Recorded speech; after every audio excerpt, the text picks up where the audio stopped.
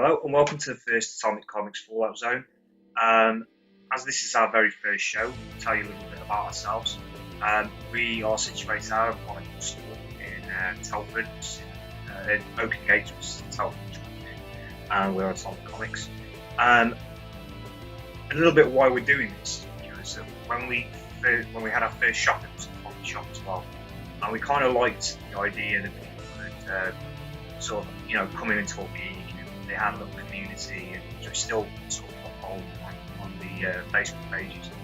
But we felt this was a good way to sort of just share our passion and love for comics, all things geeky basically. Manga, collecting, sci-fi, etc. Today is going to be a bit of a stretch. It's a bit of a short show. Didn't have a great deal of time to gather sort of research into, get the news and stuff. Haven't sort of figured out the best way to get all of the information. Usually goes straight to the publishers and get press releases and stuff like that. But we're still working that out, so bear with us. Also, in the future, hopefully, I'll have a co-host to bounce off. I'll have a little bit of fun. We basically want to keep it live. We don't do reviews or anything like that, because there tends to be a stigma behind review sites, just like people get a bit sort of overly precious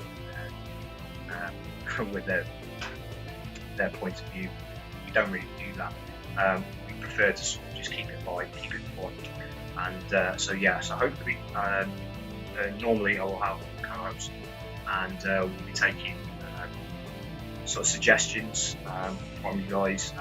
We will be offering jumping in points for series as well, because often that can be a bit of a problem. It's, comic books can be a little bit notorious, and comic book groups can be notorious and well into new readers.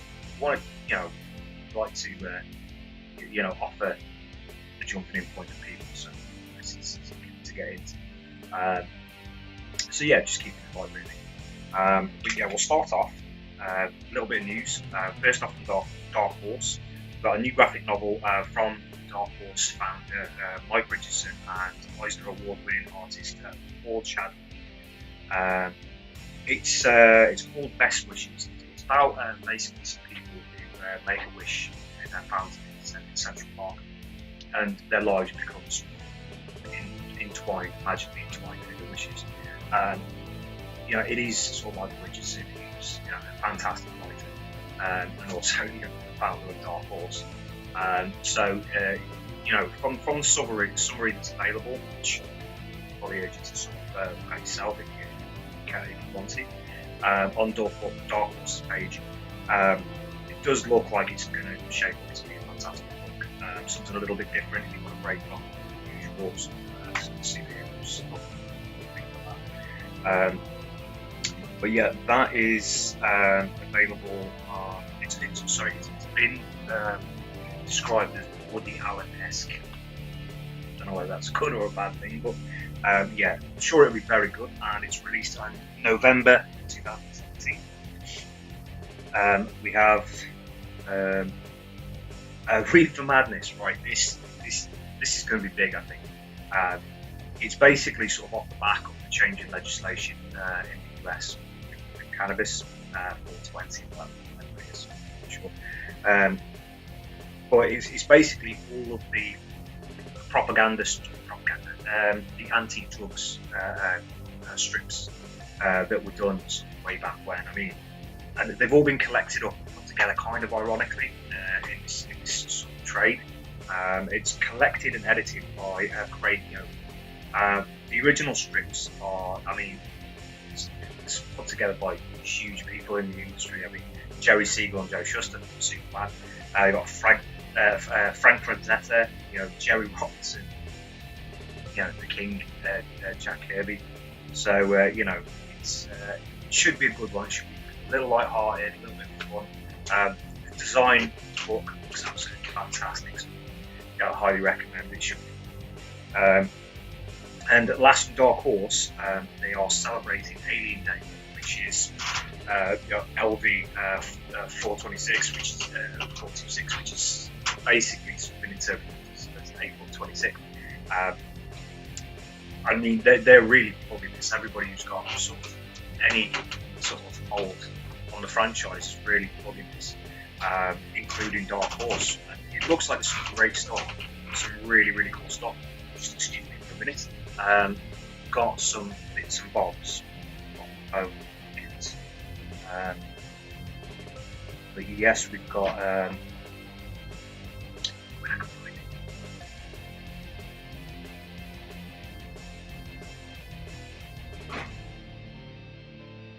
We've got the fan activities include Alien Day.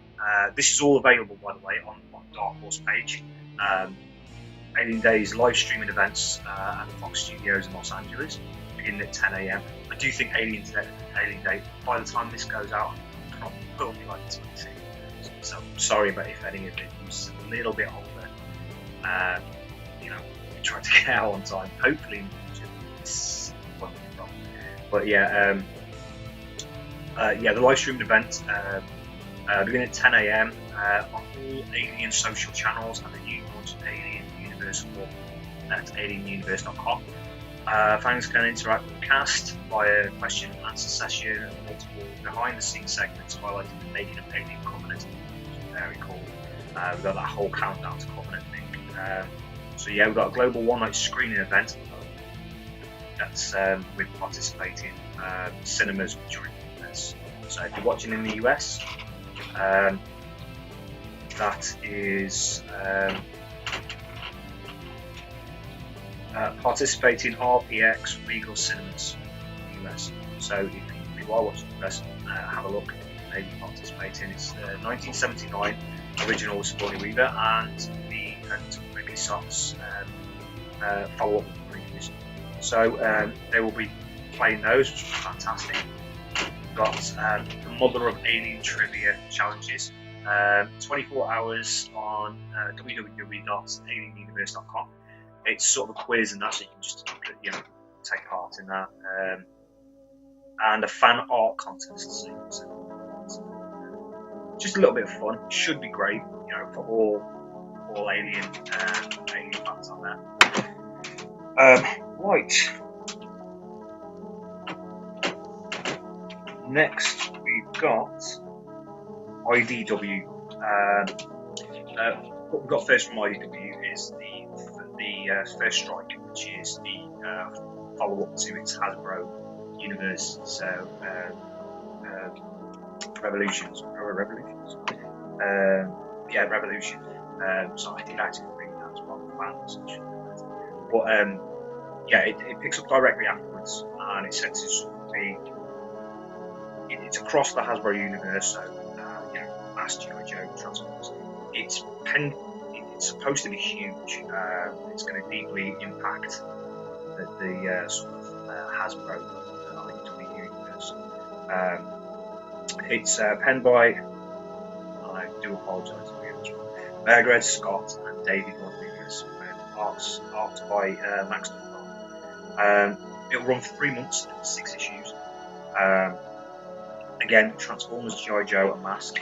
Scott has stated it's a very deeply personal character story. So, it's they're really pushing this. From my experience, when they really get in, when they really push crossover with those kind of the smaller than the main two companies, they really have something worth pushing. Also from IDW, in July we've got the Tom Whelan cover, which is going to be very cool. If you're not familiar with Tom Whelan, he's Mondo, which was a screen print company originally, and now it's just huge and it's like the screen print, very stylized kind of movie poster type designs. Very, very cool. By all means, all this again is most of it is straight from the horse's mouth, straight from IDW. So if you want to look on any of these, if you're interested in reading further into them, go on to IDW's homepage and it will show you all about it. Have had a look at a few of these covers, these Tom Whelan covers. They're really nice. I will be getting some myself. I think they're fantastic. So yeah, well, by all means go on and have a look. Yeah, it's across the board as well. So it's like the biggest, the biggest characters like the Turtles, Transformers, Mask. So there's all these different stylized coaster type things. Very cool. We have IDW are just, I think probably have by now released. It's the first volume. I think there's going to be 3 of the classic Star Wars, the newspaper comics.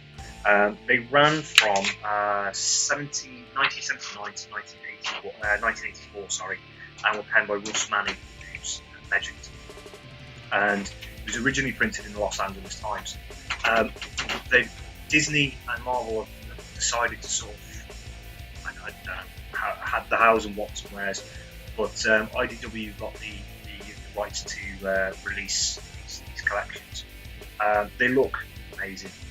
I love the old ones. There's been collections of them before.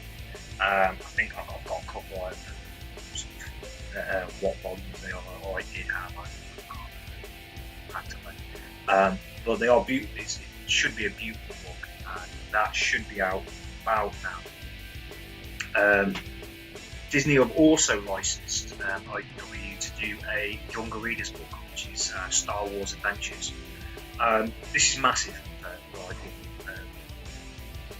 IDW. IDW has quite a sort of successful younger readers sort of library of titles that come out, and it's kind of the usuals, the cartoon times and stuff like that. But IDW is one of those companies that really does take it seriously, and they go a little bit further. So they've got the rights to produce a Star Wars Tales ongoing title, which, like I said, is readers. They also have coming in autumn for here in America, DuckTales and Tangled titles are going to be released soon to go along with their Younger Readers initiative. Initiative. I think it's just what they do basically. It's fantastic. But yeah, so that will be coming out autumn. So that's IDW. Again, it's not all of, I couldn't sort of, it's quite hard to sort of like gather all the information. Hopefully I will have somebody with me doing that soon. So we also have with the indies, we have Valiant. Valiant are just about to release Bloodshot Salvation, which is sort of a new run in their Bloodshot series, and it's written by Jeff Lemire, who's fantastic, absolutely brilliant. And Louis, it's set in 2 timelines, so there's a past and a present within the story of the book, and the art is done by 2 different artists. So it's Louis LaRosa for the present, and Mika. Again, I apologize for the names. Mika Soyan for the future. I'm so sorry if I got that wrong. This should be good. Valiant, of sort of the last couple of years, have done great things. From the Exo Man of War, sort of, they just sort of continued that. That's been absolutely 1994, I think. And they've continued that. I think out of the birthday recently, so at the beginning of the year, so they released like an anniversary issue, an anniversary sort of series, which was really good, and to the criminally underrated Faith, which is just amazing. So Bloodshot, they really seem to be taking it very seriously, sort of main character and against some great fighters, some great artists. So it should be one to look out for. So we have Boom Studios. When I can find it. Boom. Boom are releasing a second title to the Power Rangers franchise. It's a Go-Go Power Rangers, which is due for release in July. It's focuses on the transitional periods and sort of reinforming kids to Power Rangers superheroes, and I think it's been sort of likened to as a year one kind of thing, like Power Rangers year one, sort of unofficially, obviously. But yeah, so that's written by Ryan Parrott, with award-winning artist Dan Mora. Also got a new Bill and Ted series coming out. Bill and Ted Save the Universe was released in June. It's by the same team that was Go to Hell, which was fantastic. So that's hopefully should be good. Next we have Image. Image are celebrating their 25 years in business. As part of it, they've got a few things going on, a few different sort of, celebrations. There's a few sort of nod to Spawn covers, which are very cool. Again, if you want to see them, go onto Image's page. They're all on there. Just great covers. And also the new Saga story arc. It's about to kick off, and in celebration, it's a 25-cent issue. I haven't had the opportunity to find out what that means in the UK, because it probably won't be a cheap issue when it gets over here. But you never know. And Saga's always great, so it'll be worth getting anyway. Right, we're just boiling down to the big two. We have Marvel. The Secret Empire.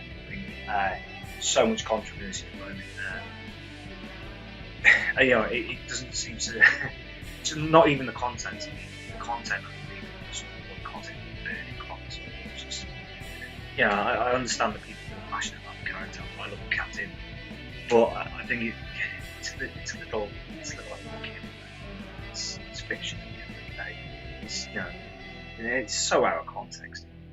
It's a brainwashing thing. The Cap will come back.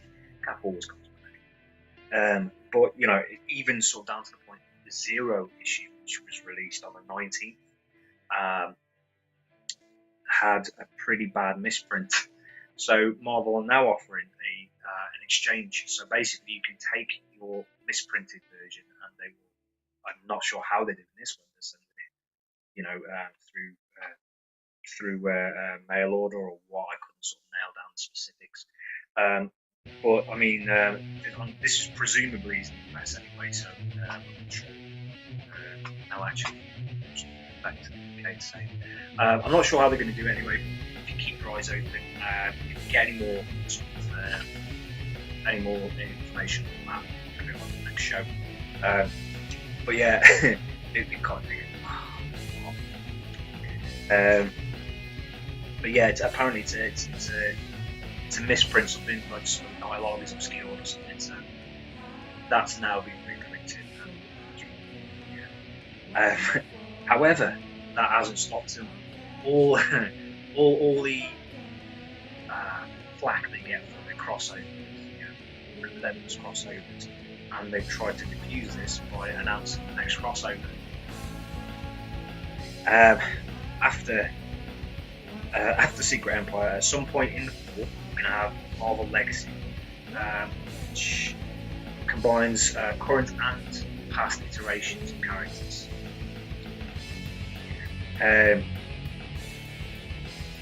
So it's editor-in-chief Axel London is on ABC. Obviously, it's a sister company to Marvel since its connection. Has said that it's probably going to blow up. It's probably going to break into his comment on the Marvel Legacy. This could either be the best thing to remedy this naysayers at the moment, or a huge misguided who can tell Marvel. It just seems that they should be really focusing on tidying some existing universes that just from a retailer point of view, people are kind of turned off by mold and by the fact that they really don't know when the time is. It's just a mess. That whole universe is just a mess, and it puts people off buying the titles. You get some sort of titles that are kind of standalone. In the past, it's been X-Men, stuff like that, which hold their own weight without having to be part of the wider Marvel universe. And now they're kind of dragging into it as well. So you got people, some people stop buying. I have a few customers that are really angry and stop buying Marvel together after Secret Wars and Civil War 2. And then, even if they buy some of the standalones, like I said, a couple of customers that were buying some, for example, but when they start to tie into that as well, they start buying that individual title, which is problematic because not only are they not buying tie-in material, crossover material, they're not buying their original sort of title either because it's being they don't really care about crossover. But yeah, I mean, who knows? Marvel have some great talent. They are very capable of putting back in at the time. I'm not even going to go into X-Men Gold and Blue because it's such a controversial. For those of you that haven't heard the controversy about X-Men Gold, look it up. We're not going to go into it because it can get a little bit complicated. YouTube is a minefield as it is. But it's not a bad book. The artwork, as I say, just read the artwork. Anyway, we have DC and we have Dark Matter back, which is really interesting. For those of you who haven't heard anything about it, Dark Matter is it's 6 new original titles. They're going to be released in August, and it's partnering DC's most successful writers with DC's most successful artists, and it's going to be very sort of visually guided, whatever that means. But yeah, there's some great talent together, but it has been explained as a way to showcase. They're putting a lot of emphasis on artists, and hence those visually guided. But DC are doing great things. The Rebirth has been huge. My personal opinion has been fantastic. I know from the retail point of view, you cannot sell it. But yeah, it's the artists involved are Greg Capullo, Jim Lee, John Romita Jr., Adam Kubert. I think there was some more, but on the right side, Dan Abnett, Tony S. Daniel, Dan Didio, Justin Jordan, Kenneth Rockport, Scott Snyder, James Tillman IV, and Robert Benedict.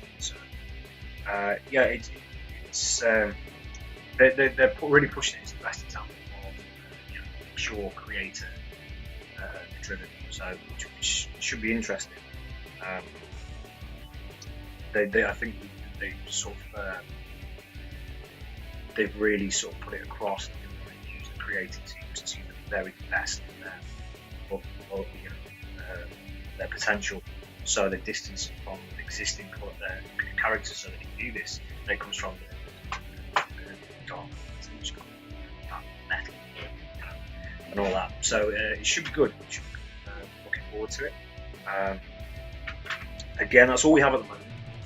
In normal circumstances, the show will be longer and we'll have more with regards to something like we had some collectibles. In fact, we do have a few things on the collectibles. We have